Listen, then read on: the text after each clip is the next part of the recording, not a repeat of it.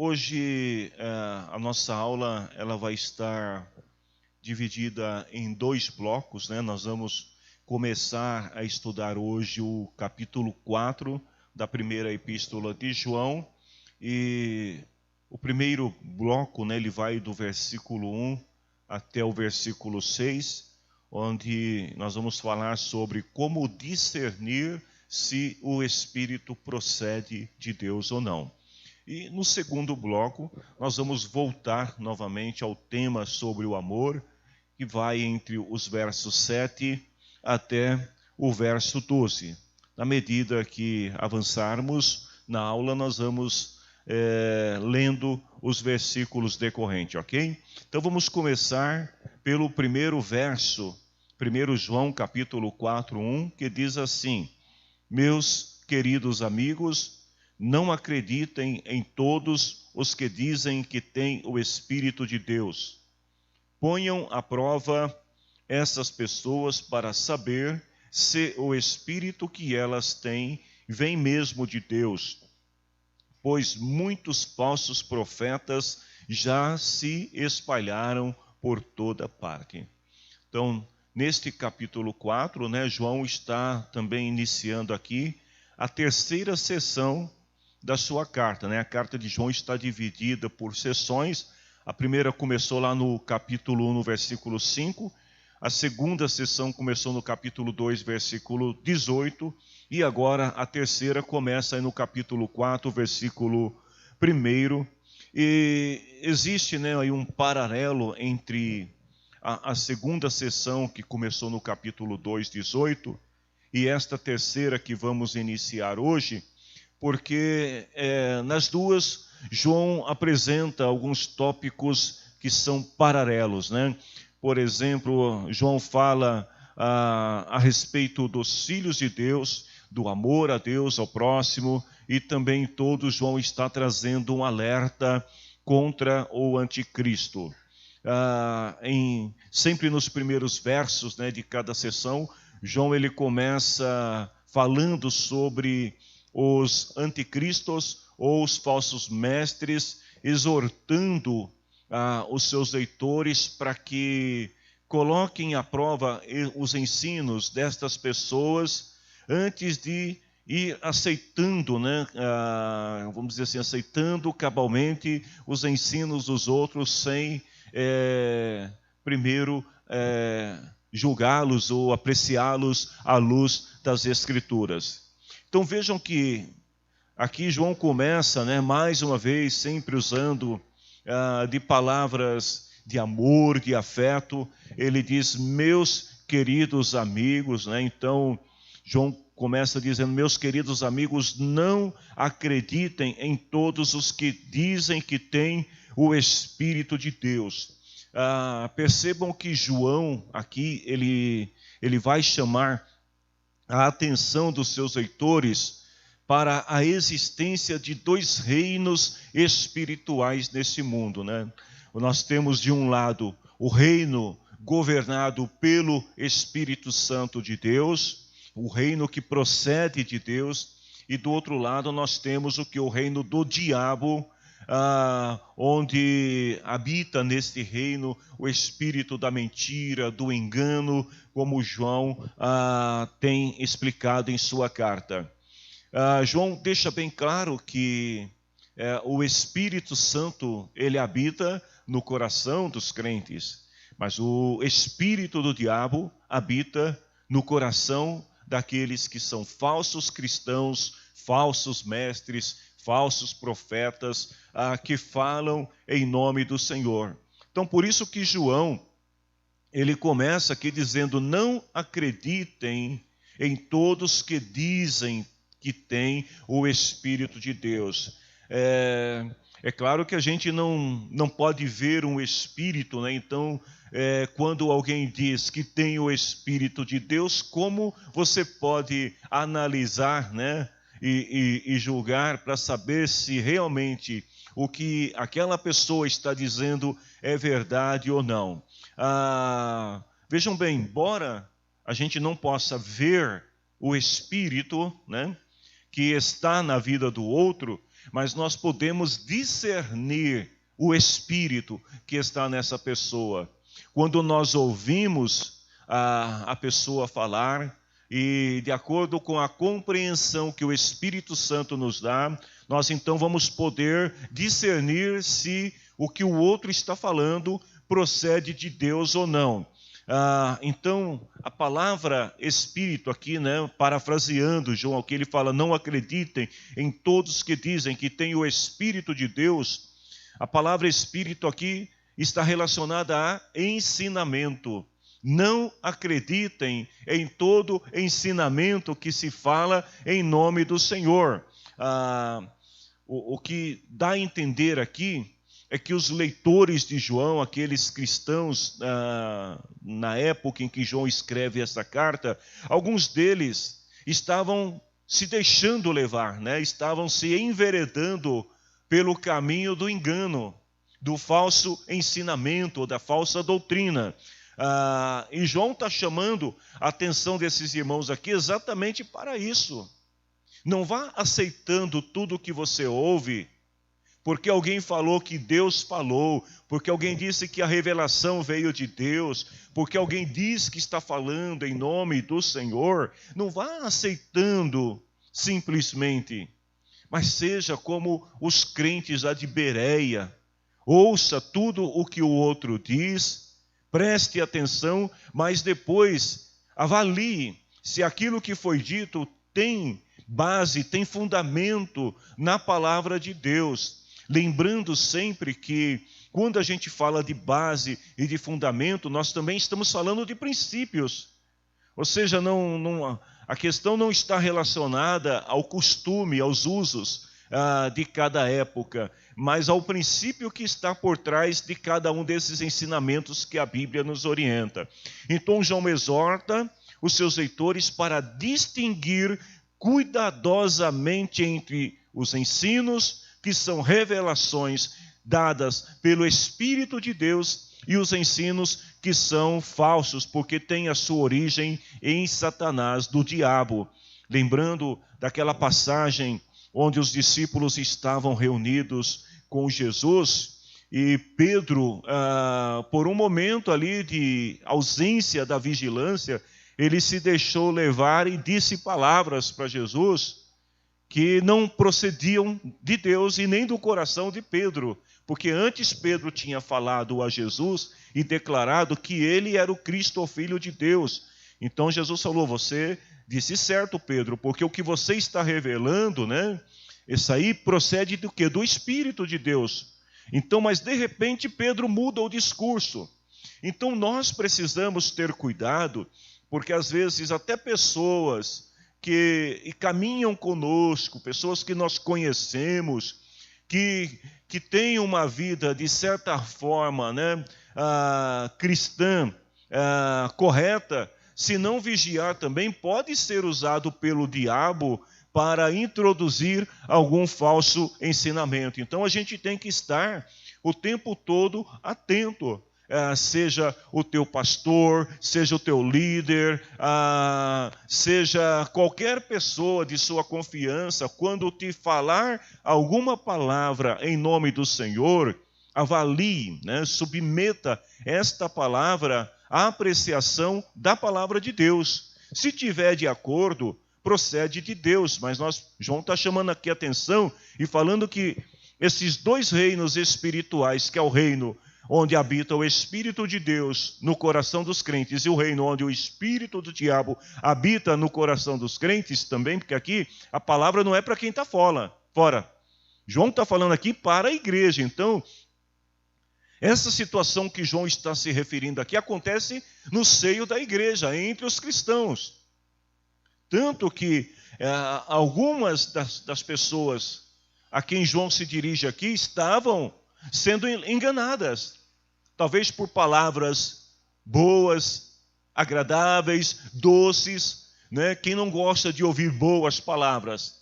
Só que no meio dessas boas palavras, havia também alguns ensinamentos que não procediam de Deus.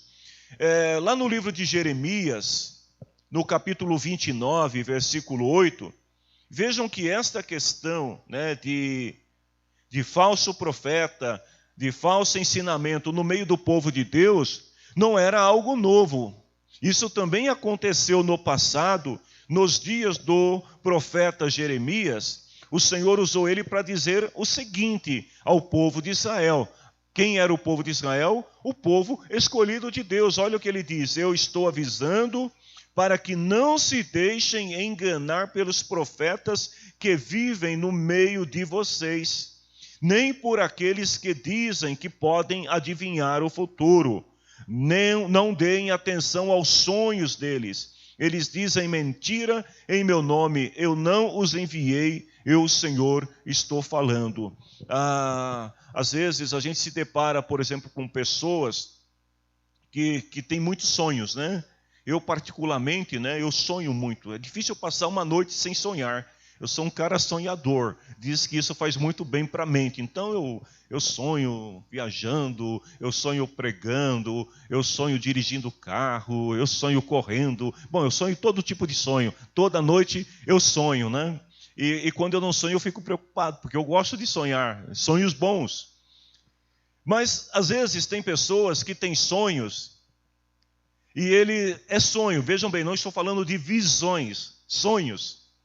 A pessoa tem um sonho e ela interpreta esse sonho como sendo uma revelação de Deus, ou para a sua vida ou para a vida de outro. Aí às vezes, né, graças a Deus, que aqui nesta casa nós não temos esse costume, mas eu já vivi em comunidades onde era muito comum os irmãos chegarem e falar: irmão, eu sonhei com você, olha, Deus me mostrou isso, isso e isso. E às vezes Deus não mostrou nada. Foi um sonho. Nos dias do profeta Jeremias, tinha muita gente sonhando e dizendo mentiras em nome do Senhor. A pessoa sonhava e depois ia dizer que Deus tinha mostrado para ela alguma coisa. Também haviam o quê? Os profetas que enganavam o povo adivinhando o futuro. Ou seja, olha, Deus está me dizendo que vai acontecer isso, isso, isso, isso. E as pessoas iam tudo atrás desses profetas e sonhadores. E olha o que o Senhor está dizendo aqui: tomem cuidado. Não se deixem enganar por esses profetas. Deus pode usar alguém para falar com você acerca do seu futuro? Pode, isso é bíblico. Mas é importante também que a pessoa submeta esta profecia que recebeu, esta revelação, ou visão que alguém trouxe até você, que você sujeite tudo isso à apreciação da palavra, para ver se está de acordo com a palavra. Em Mateus 24, Jesus falou assim: tome cuidado, para que ninguém engane vocês. Já Paulo, lá em Efésios 5, 6, ele fala assim: não deixem que ninguém engane vocês com conversas tolas.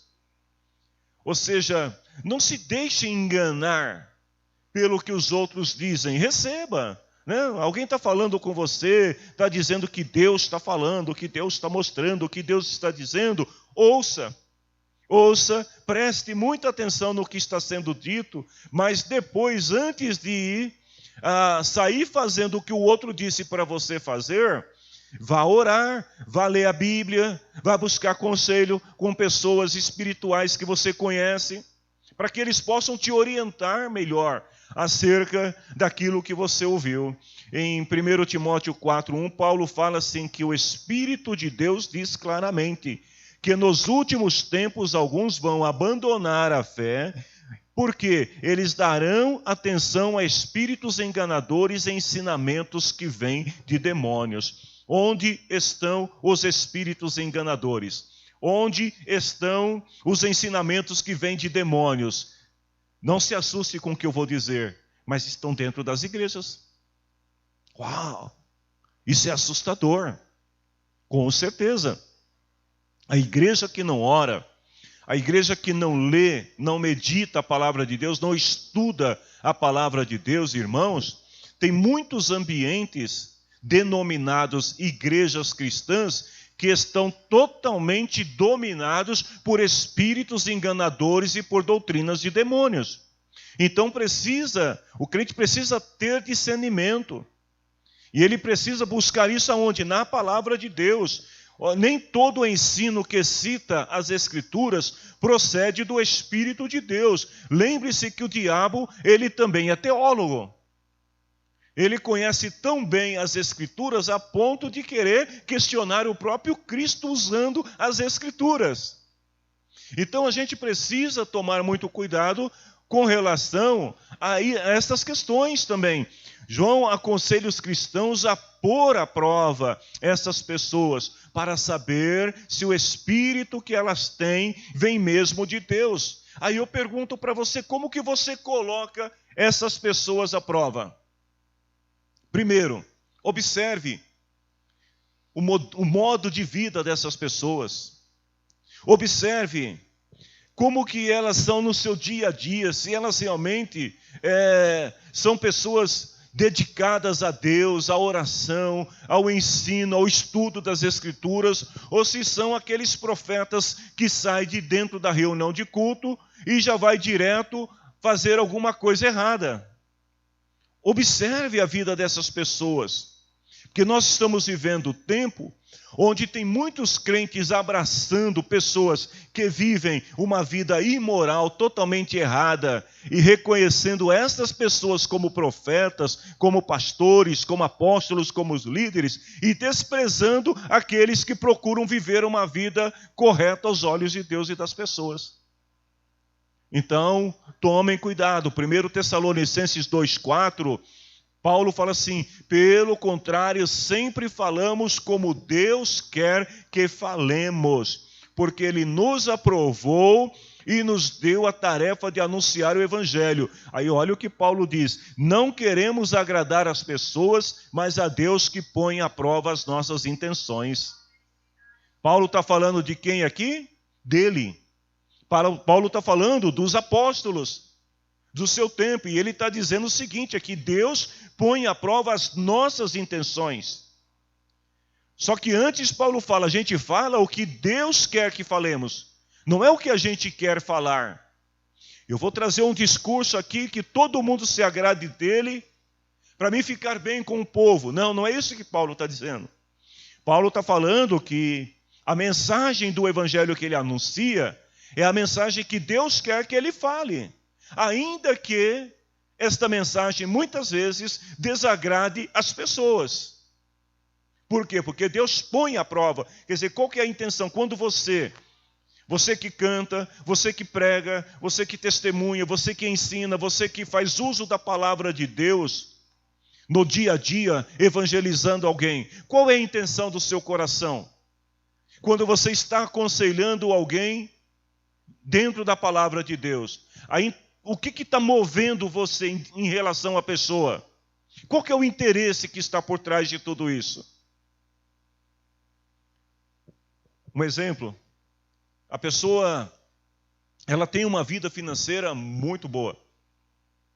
E aí alguém que está evangelizando ela já começa a pensar: uau, o dízimo dessa pessoa, Jesus amado, é tudo o que eu preciso. E aí a pessoa fala: olha, só que tem um detalhe, a minha vida está assim, assim, assim, tudo errado. Aí ele fala: não tem problema não. Não se preocupe com isso, o importante é você estar com a gente. O importante é você servir ao Senhor lá, contribuir com a obra. E aí a pessoa vem com a vida totalmente torpe, continua com a vida torpe, mas o que interessa é o dinheiro. Aí eu pergunto, qual é a intenção? Era uma boa intenção? Não, Paulo está dizendo aqui, Deus, Ele conhece as nossas intenções. E Ele sabe, quando nós vamos pregar uma mensagem, aí a pessoa tem alguma situação a ser resolvida com outro irmão.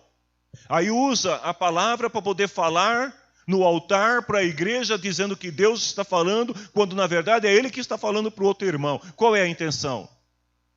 Paulo está dizendo aqui, olha, nós temos que falar o que Deus quer que a gente fale, ainda que isto venha desagradar algumas pessoas.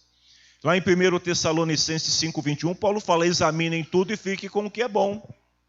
Então João continua e fala assim: olha, muitos falsos profetas já se espalharam por toda parte. Ou seja, os falsos profetas fizeram da igreja no mundo as suas salas ou seus salões de conferências. Eles transformaram os altares nos seus palcos.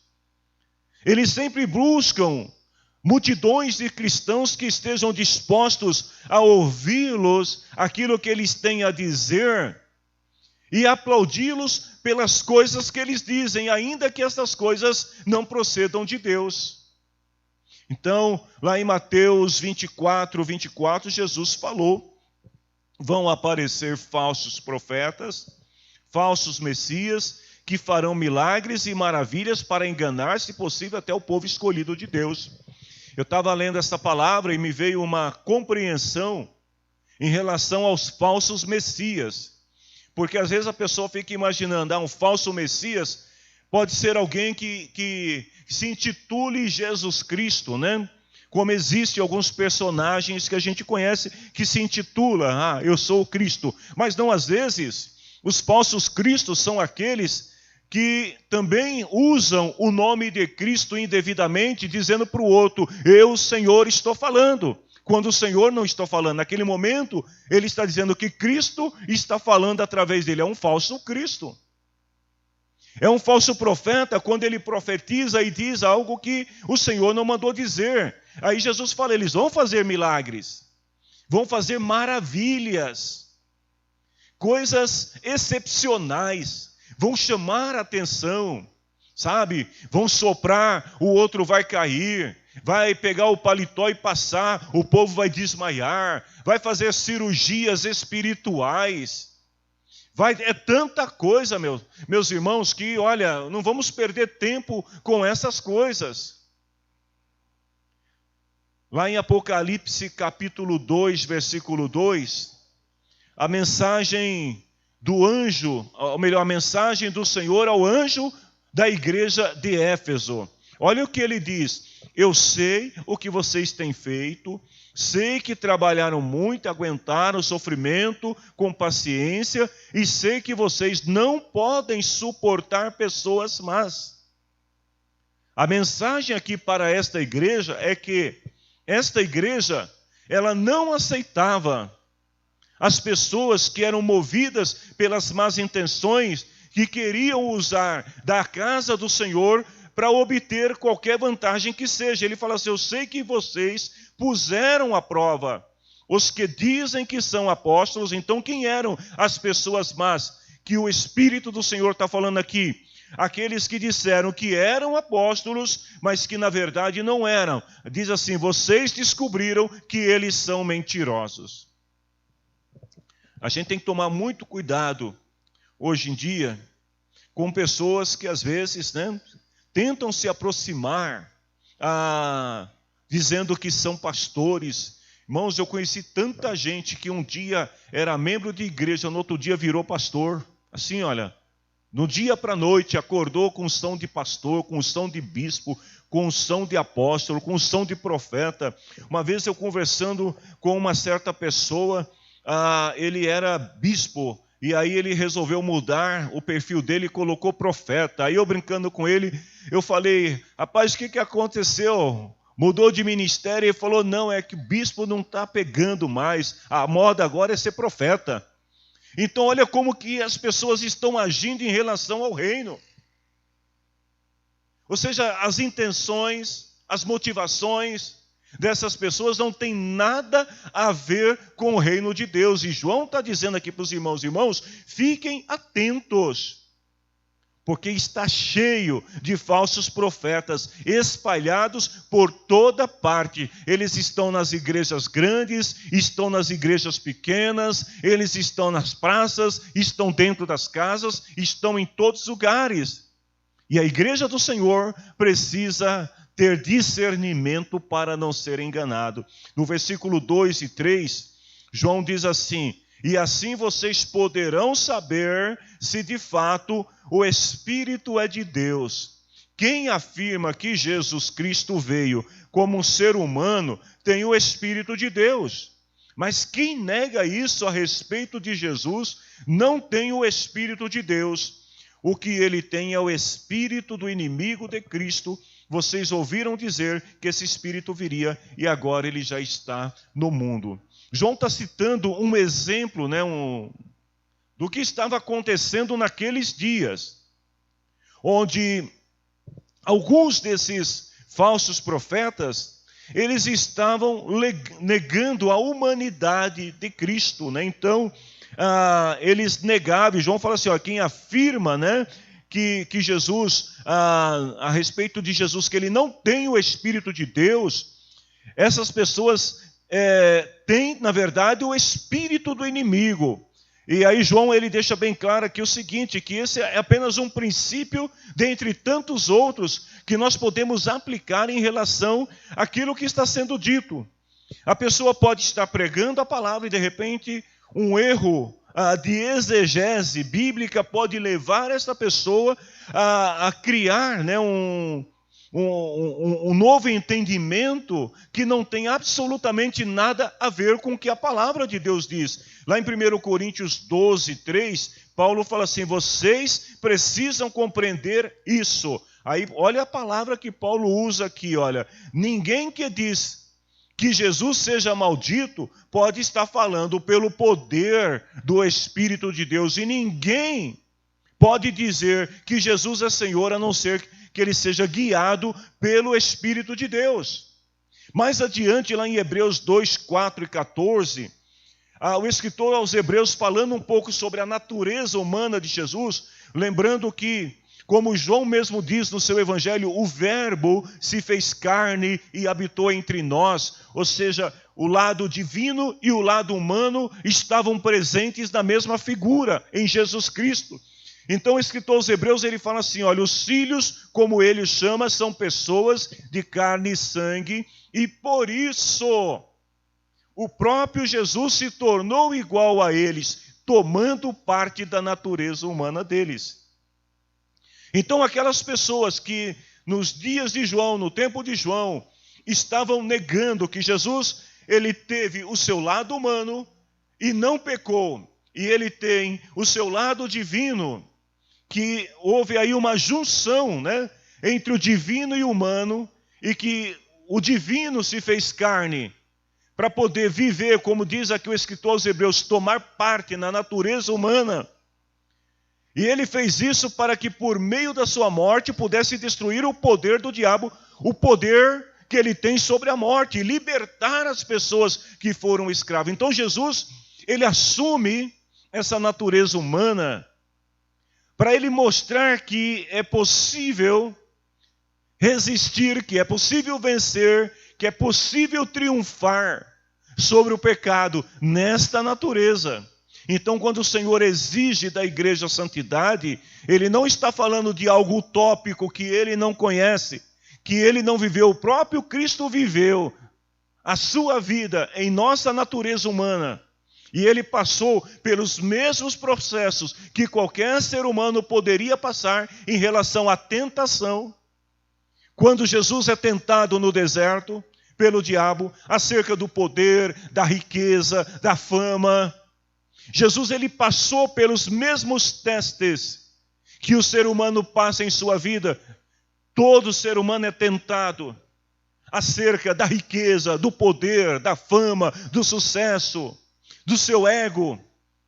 E Jesus venceu pela palavra. Então, quando ele exige da sua igreja que nós também nos empoderemos desse Espírito, que é o Espírito de Deus, para vencer, é porque ele sabe que nós podemos vencer. Essa desculpa que muitas vezes alguns usam dizendo que a carne é fraca, de fato ela é fraca, porque ela é tendenciosa. Mas o Espírito de Deus que habita no crente, ele tem que ser mais forte, ele tem que ter predominância. Agora, para que esse Espírito tenha predominância, o crente precisa estar disposto a recebê-lo e a ser cheio dele. E não viver uma vida cristã na superfície. Qualquer pessoa que nega a natureza humana de Jesus ou nega a sua natureza divina, não é de Deus. Lá em Mateus capítulo 10, 32, 33, Jesus falou, se uma pessoa afirmar publicamente que pertence a mim, no dia do juízo, afirmarei diante de meu Pai que está no céu que ela pertence a mim. Mas se ela publicamente disser que não pertence a mim, Jesus está falando aqui numa dimensão natural. É na dimensão da carne. Ou seja, não é afirmar que Jesus é Senhor no Espírito. Olha, no Espírito eu declaro, Jesus é o Senhor da minha vida. Não, ele está dizendo aqui, afirmar publicamente que pertence a mim, aqui no reino natural. No mundo que nós vivemos, que nós habitamos. A pessoa que afirma publicamente que é de Jesus, aí naquele dia, na dimensão já do Espírito, no dia do juízo, afirmarei diante de meu Pai que esta pessoa pertence a mim. Ou seja, a vida cristã começa aqui, agora. A vida cristã não começa no pós-morte. Não, aqui a gente vive de qualquer maneira, age de qualquer maneira, porque o que importa para Deus, o coração, ou o espírito, como muitos declaram. Sim, o coração é a habitação do espírito, mas o corpo é o reflexo de que esse coração está sendo habitado pelo Espírito. Se o Espírito não estiver no coração, também não vai estar fora. Então vejam que João diz, vocês ouviram dizer que esse Espírito viria e que ele já está no mundo, né? Qual é o Espírito que está no mundo? João está deixando claro aqui que é o Espírito anticristão, ou anticristo. É o Espírito que está aqui, que se expressa insidiosamente e às vezes violentamente contra Jesus Cristo e seus seguidores. Ou seja, o Espírito do anticristo é o Espírito que persegue a igreja, é o Espírito que blasfema contra a igreja, é o Espírito que tenta deter a igreja de Cristo em sua marcha triunfal contra o poder das trevas. Lá em 2 Tessalonicenses 2, 4, 6 e 7, Paulo dá uma descrição deste Espírito dizendo o seguinte, que ele será contra tudo o que as pessoas adoram e contra tudo o que elas acham que é divino. Irmãos, a igreja pode fazer tudo certinho, que ela sempre enfrentará o desprezo e o ódio do mundo. Você pode ser uma pessoa honesta, verdadeira, correta em tudo que você faz. Você pode ser uma pessoa pacífica. Você pode ser uma pessoa solidária. Você pode ser uma pessoa educada, amorosa. Você pode ser a melhor pessoa do mundo. Mas sempre vai ter um filho das trevas que vai se levantar, que vai odiar você, que vai blasfemar contra você, que vai murmurar contra você, que vai te perseguir. Vejam o que Paulo está dizendo. Esse Espírito, ele é contra tudo o que as pessoas adoram e contra tudo o que elas acham que é divino. Ele vai se colocar acima de todos e até mesmo vai entrar e sentar-se no templo de Deus, afirmar que é Deus. Então a gente precisa tomar muito cuidado, porque os altares estão sendo profanados por esse espírito dentro das igrejas. E vocês sabem também que existe alguma coisa que não deixa que isto aconteça agora, ou seja, que este espírito, ele se revele totalmente. Aí Paulo fala, mas no tempo certo, o perverso aparecerá e a misteriosa maldade já está agindo. Ou seja, esse espírito já está dentro das igrejas, muitas vezes dentro nos altares das igrejas. Mas o que está para acontecer só vai acontecer depois que for afastado aquele que não deixa que isso aconteça. Quem é? O Espírito de Deus. Porque enquanto a igreja de Cristo estiver na terra, o perverso, esse espírito do anticristo não poderá se revelar em sua totalidade. A maldade dele já está agindo no mundo, mas ainda não se revelou. Mas quando a igreja for tomada, for arrebatada, e não houver mais o Espírito de Deus para trazer o equilíbrio e a ordem, então o mundo se tornará totalmente perverso, dominado pelo maligno. 1 João 4, 4 e 5. Meus filhinhos, vocês são de Deus e têm derrotado os falsos profetas. Porque o espírito que está em vocês é mais forte do que o espírito que está naqueles que pertencem ao mundo. Eles falam das coisas do mundo e o mundo os ouve porque eles pertencem ao mundo. Vejam que João, ele distingue aqui claramente a obra de Deus da obra do diabo. João, ele faz aqui uma separação entre os filhos de Deus e os filhos das trevas, aqueles que pertencem a Satanás. João separa aqui aqueles que conhecem a verdade, que vivem, que praticam a verdade, daqueles que preferem viver ou acreditar em seus próprios erros. Então, um contraste aqui que João apresenta, ele começa dizendo assim, olha, vocês são de Deus. Esta é a maneira de João dizer que eles nunca devem esquecer a sua herança divina. Às vezes, o pregador, né? E aí eu me enquadro no pacote também, às vezes a gente pergunta para a igreja, quem é de Deus? Dá um glória aí, quem é de Deus? Levanta a mão. Né? E as pessoas levantam a mão. Mas na verdade, esta afirmação visível aos olhos do pregador, aos olhos da igreja, elas têm pouco significado aos olhos de Deus. Porque muitas vezes o falso pode estar no meio. E ele vai levantar a mão também. Mas isso não quer dizer que ele de fato pertence a Deus. Porque nós não temos o poder para saber realmente quem é quem. É só lembrar lá da parábola do trigo e do joio. A diferença está nos frutos. Mas nós precisamos saber esperar o tempo de Deus, quando os frutos se revelam. E aquele que não tem, ele automaticamente se dispersa. Mas não cabe à igreja o julgamento em relação aos seus membros, no sentido de querer separar o trigo do joio, o falso do verdadeiro. Vejam bem, João está dizendo aqui, vocês são de Deus, não esqueçam isso.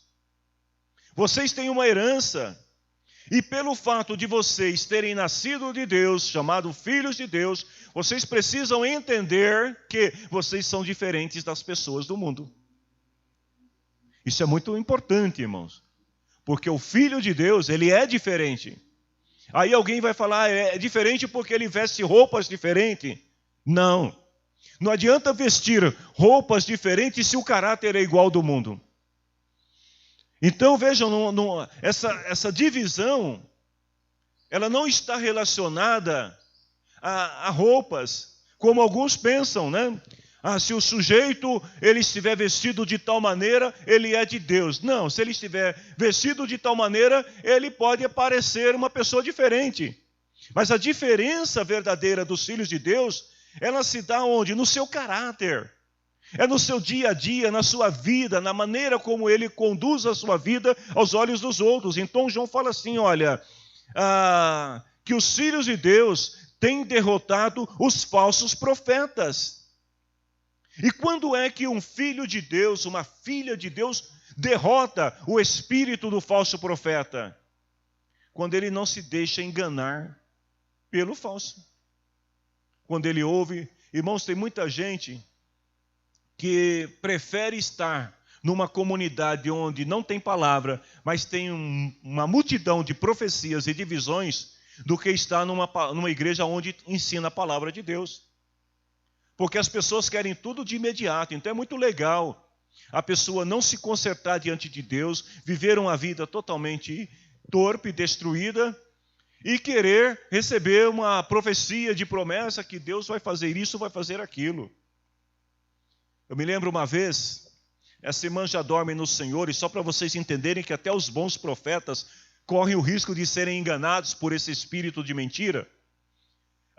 Um determinado irmão, ele foi até a casa de uma profeta, isso é fato, tá, irmãos? Aconteceu na minha juventude. Foi até a casa de uma irmã que era profeta para receber uma oração. Essa irmã orava por muita gente, profetizava. Eu não vou dizer a localidade, porque senão alguém pode estar assistindo e já vai identificar quem era o profeta. E o irmão foi lá pedir oração pela família, pela casa dele. E no mesmo dia, era um dia à tarde, foi também uma jovem pedir oração, porque ela desejava muito casar, ela tinha saído de um relacionamento que não deu certo, e a jovem foi lá na casa da profeta. E a profeta, naquele tom de autoridade e tal, aquela áurea toda, né, de espiritualidade, começou a orar pelos dois. Daqui a pouco ela vira para a moça e fala assim: o Senhor está te dizendo que ao teu lado está o teu futuro esposo. O irmão, quando ouviu aquilo, terminou a oração, ele chegou para o profeta e falou: olha, eu sou casado, tenho família, vivo bem com a minha família, eu vim pedir oração por outro motivo. E saiu dali muito triste. A notícia se espalhou na época. Por que essas coisas acontecem? Porque, queridos, a profecia dada à igreja é para a edificação espiritual da igreja. Essa história de você ficar procurando profecia para casamento, para emprego, para ganhar mais dinheiro, para trocar de carro, para fazer negócio, isso ou aquilo outro, isso não tem base, não procede. A profecia dada à igreja é para a edificação espiritual da igreja. Estas outras coisas são acessórios, são bênçãos que vêm naturalmente na vida do homem e da mulher que serve a Deus. Se você está servindo a Deus, você é jovem e você ama o Senhor e a sua palavra, Deus vai te direcionar, vai preparar a melhor pessoa para você se casar. Se você é um homem ou mulher de Deus que serve fielmente ao Senhor, é leal ao Senhor, a sua palavra, Deus vai te abrir portas, Deus vai colocar oportunidades na tua vida, as coisas vão acontecer. Isso são bênçãos acessoriais. Mas o propósito da profecia, a igreja, é trazer edificação espiritual. A igreja é preparar a igreja para se encontrar com Cristo. Então o crente precisa tomar muito cuidado em relação a isso. Os filhos de Deus nunca devem se orgulhar de si mesmo, mas devem se orgulhar do Senhor. Ou seja, olha que o profeta Jeremias, no capítulo 9, 24, diz assim: se alguém quiser se orgulhar, que se orgulhe de me conhecer e de me entender. Então a maior alegria ou satisfação na vida do crente é de poder ouvir a palavra de Deus, entender, compreender a palavra de Deus, a revelação que Deus traz à sua vida. Isso é muito mais importante do que qualquer outra coisa. Mas infelizmente hoje, muitas vezes as pessoas estão saindo da igreja e você pergunta como foi o culto e a pessoa diz: foi uma bênção. Olha, hoje Deus usou o irmão lá para dar chave de casa para uma irmã, Deus usou o irmão para dar um carro para outro irmão, Deus usou o irmão para aumentar o salário do outro, usou o irmão para arrumar casamento para a irmã. Gente, que edificação é essa? O que isso tem a ver com o reino? Ou seja, que se orgulhem de conhecer, de entender o Senhor. Nós devemos nos orgulhar de que Jesus venceu o mundo. Lá em João 16, 33, ele disse: eu venci o mundo. Esta deve ser a alegria do crente. Uau, Jesus venceu. Ele triunfou. E se ele venceu, ele é o meu Senhor, ele vai me ajudar também a vencer e a triunfar. O Espírito que está em vocês é mais forte. Esta palavra, querido, é uma palavra muito poderosa na vida de quem compreende o seu significado. Nós temos duas forças que são opostas agindo ao mesmo tempo: o Espírito de Deus e o Espírito do Anticristo. O Espírito do Anticristo quer levar as pessoas a negar a obra de Cristo. O Espírito do Anticristo quer levar as pessoas a negar o que a palavra diz. O Espírito do falso profeta quer levar as pessoas ao engano. Dos falsos mestres quer levar as pessoas à má interpretação das Escrituras. Mas o Espírito de Deus, ele quer te levar à maior compreensão da vontade de Deus para a tua vida. E João diz assim: o Espírito de Deus, ele é mais forte do que o Espírito que está no mundo. Então que esse Espírito possa realmente dominar as nossas vidas. No versículo 6, João diz assim: mas nós somos de Deus. Quem conhece a Deus nos ouve, mas quem não pertence a Deus não ouve. É desse modo, então, que podemos saber a diferença que existe entre o Espírito de Deus e o Espírito do erro. João dá um outro exemplo. E mais uma vez aqui ele mostra como que nós podemos identificar se o Espírito procede de Deus ou não. Ele fala que é dessa maneira que nós vamos saber qual é a diferença. Ou seja, embora o poder, o espírito do anticristo esteja sempre cercando o crente, tentando cercear o crente da sua comunhão com Cristo, de viver uma espiritualidade profunda em relação às coisas de Deus, João deixa bem claro aqui, olha, vocês são de Deus, e quem é de Deus, ouve a palavra de Deus, escuta as palavras de Deus. O povo de Deus, um exemplo, que eu coloco aqui, é porque o povo de Deus escuta os pregadores. Porque os pregadores proclamam a palavra de Deus.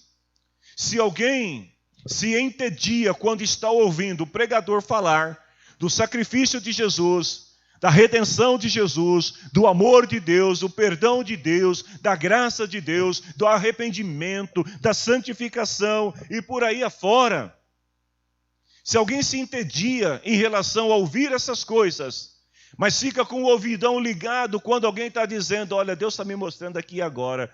Vocês estão vendo, eu estou com a chave na mão. Eu vou dar essa chave para alguém aqui hoje.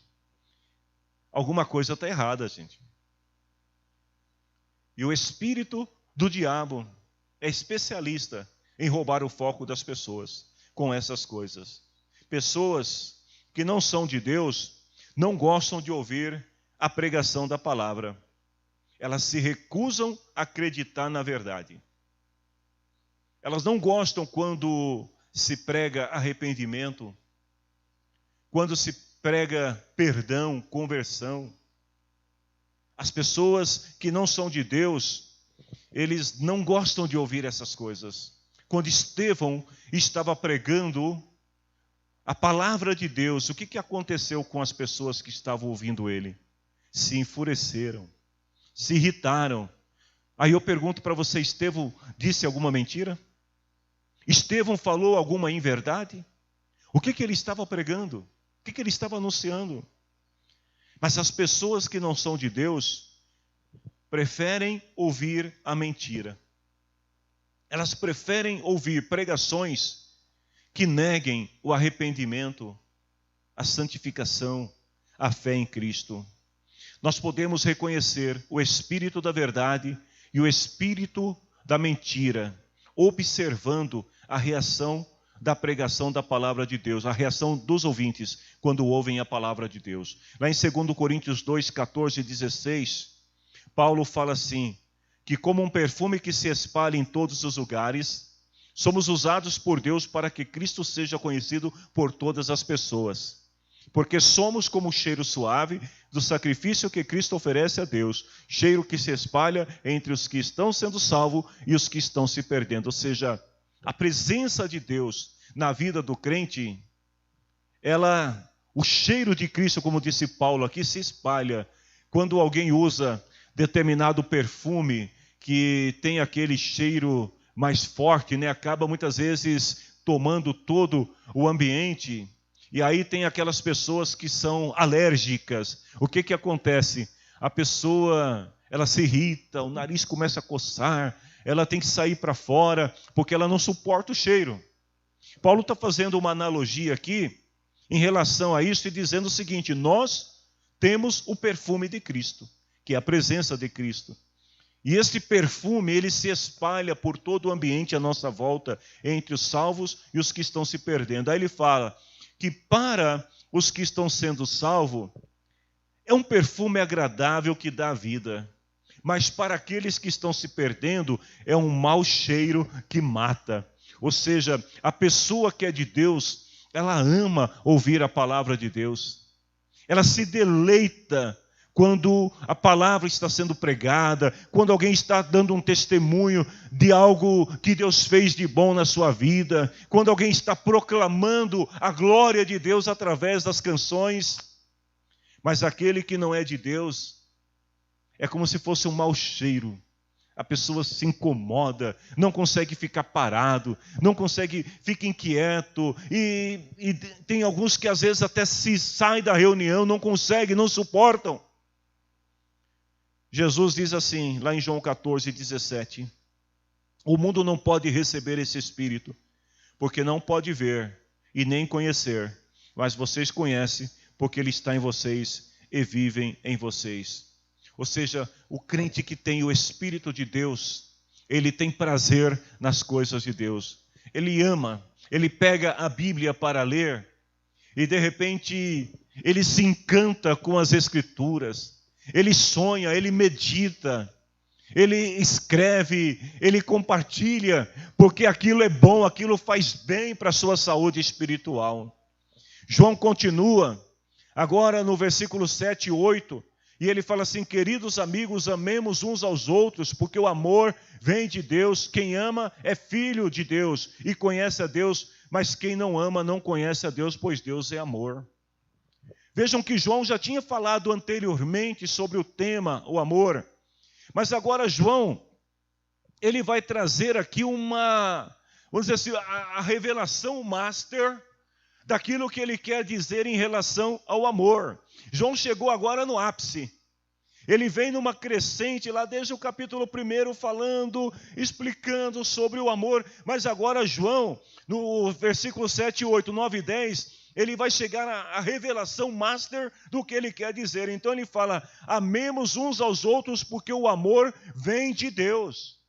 E quem ama é filho de Deus e conhece a Deus. Ou seja, o crente que realmente tem a natureza de Deus, o Espírito de Deus, ele simplesmente ama. Ele não ama porque ele não acha que ama, ele simplesmente ama, irmãos. O crente que tem o Espírito de Deus, aqui João está falando do amor dentro da comunidade cristã, porque é onde tudo começa, é aqui dentro que a gente precisa desenvolver este dom precioso que Deus nos deu, que é o seu amor. É dentro da igreja. Então João fala, quem ama é filho de Deus, conhece a Deus. O crente manifesta o seu amor ao próximo. Sabe por quê? O amor do crente é um amor altruísta, é um amor sem interesse. Não é um amor movido por algum desejo, desejo ou interesse de ganhar algo do outro, mas é um amor altruísta. Ele simplesmente ama. Ele obedece àquela regrinha de ouro que eu disse recentemente numa das pregações aqui, lá em Lucas 6:31, que diz assim, faça aos outros a mesma coisa que querem que eles façam a você. Então ele faz com o seu irmão, ele age com o seu irmão exatamente da maneira como ele quer que hajam com ele. Então não é um amor movido por interesse, não, eu vou agradar esse irmão aqui, porque esse irmão pode me dar alguma coisa que interessa. Não, ele faz aquilo porque ele se vê no outro. Então ele imagina, bom, se eu for o outro irmão, como que eu quero ser tratado? E é dessa maneira que ele trata o outro. Então ele reflete essa virtude do amor, por quê? Porque ele está em Deus, e o amor vem de onde? De Deus. Mas quem não ama, não conhece. João termina dizendo assim, Deus é amor. Eu vou ter que antecipar um pouco aqui, porque eu acabei demorando muito nos outros tópicos e as horas estão indo embora. Mas vamos ver o versículo 9 e 10. João fala assim, foi assim que Deus mostrou seu amor por nós. Ele mandou seu Filho ao mundo para que pudéssemos ter vida por meio dele. E o amor é isto, não fomos nós que amamos a Deus, foi Deus quem nos amou primeiro e mandou o seu Filho para que por meio dele os nossos pecados fossem perdoados. Há um hino na harpa cristã que diz assim, ó, porque Jesus me ama, eu não posso explicar. João está dizendo aqui, não fomos nós que decidimos amar a Deus, foi Deus que nos amou primeiro. E Ele derramou desse amor em nosso coração. Então vejam que a prova visível do amor de Deus por nós se dá na pessoa de Jesus. porque sendo todos pecadores, Jesus, que é a revelação suprema do amor de Deus, ou seja, o amor de Deus materializado na pessoa, na figura, na obra, no sacrifício de Jesus. Então, através de Jesus, nós conhecemos o amor de Deus. A Bíblia diz que pode ser que alguém decida morrer por uma pessoa boa, mas morrer pelas pessoas más, você faria isso? Se alguém tivesse feito uma maldade sem limite contra você ou contra alguém muito próximo, querido, você seria capaz de dar sua vida pelo outro? Pois bem, Jesus deu a sua vida por todos nós, sendo bons ou sendo malfeitores. Ele mandou o seu único Filho ao mundo para que tivéssemos vida através de Jesus. Ou seja, a mensagem de João aqui diz o seguinte: nós não somos capazes de compreender as profundezas do amor de Deus por nós, porque o amor de Deus, ele não tem limites. E o amor é isto: não fomos nós que amamos, foi Deus que nos amou primeiro. Deus ama aqueles que não merecem amor. João termina dizendo que ele mandou Jesus para que por meio dele os nossos pecados fossem perdoados. Ou seja, Deus toma a iniciativa de nos mostrar e nos ensinar o que é amor. Versículo 11 e 12. Amigos, se foi assim que Deus nos amou, então nós devemos nos amar uns aos outros. Nunca ninguém viu a Deus. Se nos amamos uns aos outros, Deus vive unido conosco e o seu amor enche completamente o nosso coração. Olha o que João diz: foi assim que Deus nos amou. Ou seja, Deus nos amou tanto a ponto de enviar o único filho. Não é que Deus tinha filhos sobrando lá no céu, e aí ele pegou um de seus filhos que menos interessava. Não, era o único filho. E ele entregou o seu filho por nós. Lá em 2 Coríntios, capítulo 9, versículo 15, olha como que Paulo expressa a sua gratidão a Deus por este amor que se revelou a nós através de Jesus. Ele fala assim: agradeçamos a Deus o presente que Ele nos dá. Irmãos, o maior presente que Deus nos deu é Jesus Cristo, seu Filho, o Verbo de Deus, que por causa dele nós fomos reconciliados com Deus. Aí Paulo fala: agradeçamos a Deus o presente que Ele nos dá, um presente que palavras não podem descrever. Oh, porque Jesus me ama, eu não posso explicar. As nossas palavras são insuficientes para descrever o tamanho do amor de Deus. Então, João continua e fala: então nós devemos nos amar uns aos outros. Ou seja, amar o nosso irmão é uma obrigação moral de todo crente. É um princípio e é uma obrigação moral. O crente incapaz de amar o seu irmão precisa urgentemente se reconciliar com Deus. Você pode, num entrave, num determinado momento, ser magoado pelo seu irmão, ficar triste por alguma situação, mas você não pode deixar que esses sentimentos que são naturais ou até mesmo diabólicos tomem o lugar do Espírito de Deus na sua vida. Então, quando há algum sentimento dessa natureza no coração do crente, ele tem que urgentemente ir aos pés do Senhor, pedir a Deus misericórdia para que o Senhor remova do seu coração estes maus sentimentos. Se o nosso amor por Deus deve ser manifestado em nosso amor ao próximo, então nós estamos cumprindo o mandamento de amar a Deus e ao próximo, e o nosso amor um pelo outro é genuíno. Aí João, quase terminando a aula, diz assim: nunca ninguém viu Deus. Esta palavra, ela tem base bíblica lá no livro de Êxodo, capítulo 33, versículo 20, onde diz assim: não vou deixar que você veja o meu rosto. Deus estava falando para Moisés. Pois ninguém pode ver o meu rosto e continuar vivo. Em Deuteronômio, capítulo 4, versículo 12, diz assim: do meio do fogo o Senhor Deus falou com vocês. Vocês ouviram a voz dele, mas não viram ninguém, só escutaram a voz. Em João capítulo 1, 18, João diz assim: ninguém nunca viu Deus, somente o Filho único que é Deus e está ao lado do Pai, foi quem nos mostrou quem é Deus. Em 1 Timóteo 1,17, ao Rei eterno, imortal e invisível. E em 1 Timóteo 6,16, o único que é imortal, que vive na luz, que ninguém pode chegar perto dela, ninguém nunca ouviu, nem poderá ver. Aí você vai estar dizendo assim: pastor, mas como? Eu nunca vi Deus. Eu já vi Deus. Como que você viu Deus? Você viu, na verdade, foi a expressão de Deus, do amor de Deus, da graça de Deus na vida do seu irmão. Por isso que João fala: ninguém pode amar a Deus a quem não vê, se não amar o seu irmão a quem vê.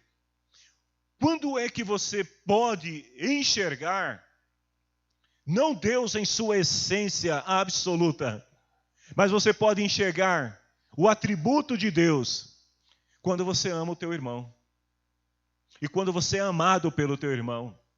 Então aí ali você enxerga a graça de Deus, o amor de Deus, a bondade de Deus. Podemos ver o nosso vizinho, mas não podemos ver Deus em sua essência, em sua natureza total. Então, vejam bem, João está dizendo: como que você diz que ama a Deus, que você não pode vê-lo? Porque você, na sua forma humana, não seria capaz de resistir o brilho, o resplendor, a glória de Deus em sua totalidade. Se você não pode ver este ser que é invisível, e você declara amor a Ele, como é que você pode dizer que o ama? Se você não consegue amar aquele que você vê, que é o teu irmão, a tua irmã, que senta do teu lado, que adora a Deus com você, que serve o mesmo Deus, que estão caminhando em direção à mesma pátria.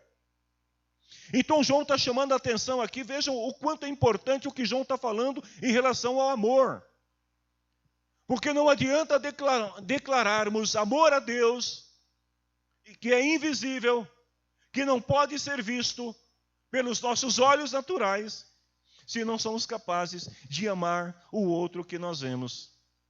Se nós amamos uns aos outros, Deus vive unido conosco. Ou seja, eu não vejo Deus na sua essência total, mas eu posso enxergar Deus na vida do meu irmão, quando eu estendo a mão para ajudar o meu irmão. E ali eu estou revelando Deus ao meu irmão. E quando o meu irmão faz a mesma coisa comigo, ele está revelando Deus, o Deus que vive unido, o Deus que habita no seu coração por meio do Espírito Santo. Então vejam, terminando esta aula, se Deus nos amou antes da criação do mundo, como João diz, o seu amor nos enche completamente. Porque Deus enviou o seu Filho para uma morte cruel na cruz. A pergunta que fica é: se Deus já nos amava antes da criação do mundo, antes mesmo de criar o primeiro casal de humanos no Éden, antes que a humanidade caísse em pecado, se Deus já nos amava antes, será que a cruz de Cristo, a sua morte, era realmente necessária?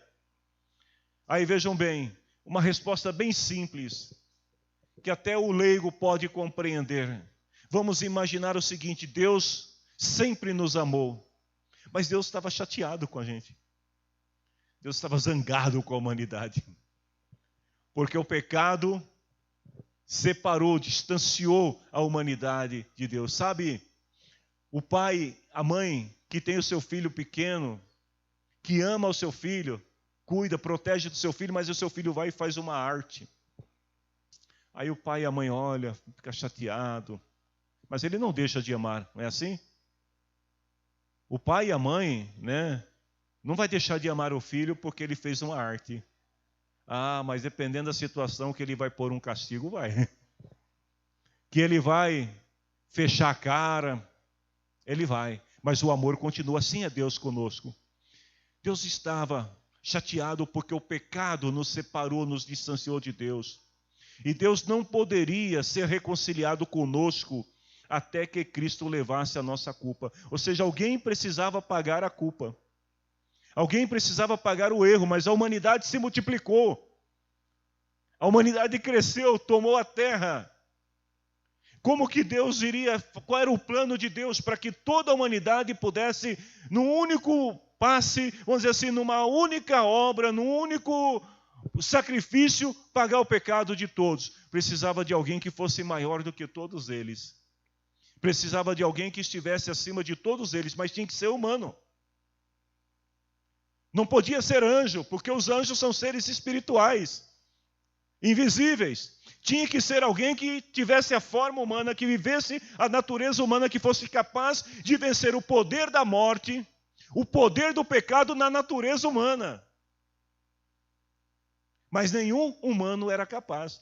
A Bíblia diz que o Senhor olhou, procurou um justo, não encontrou ninguém. O profeta diz que Deus olhou procurando alguém para tapar lá o buraquinho da brecha, ou seja, para reconciliar a humanidade com Deus, mas entre os seres humanos normais, naturais, não tinha ninguém. Qual a solução?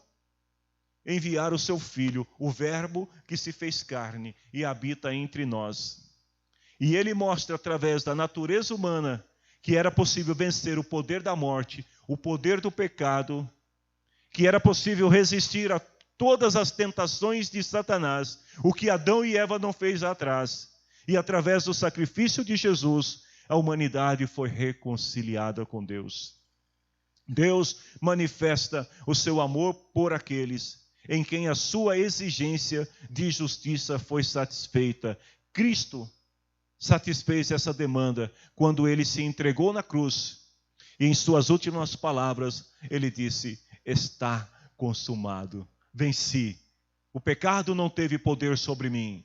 A morte não tem poder sobre mim. Está consumado. Os filhos de Deus que estão cobertos com a sua justiça, a justiça de Deus é Cristo, eles podem experimentar a plenitude do amor de Deus. Amém, meus queridos? Que o Senhor Deus nos abençoe a todos.